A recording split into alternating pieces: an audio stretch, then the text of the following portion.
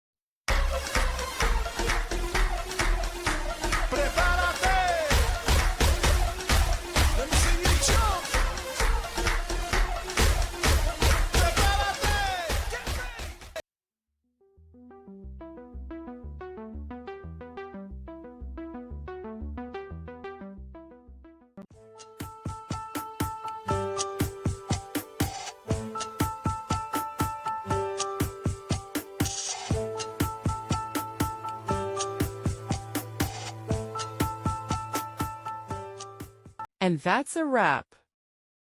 I hope you found the answer you were looking for. If you did, take a second to hit that subscribe button. It really helps out. And let me know in the comments which solution worked best for you.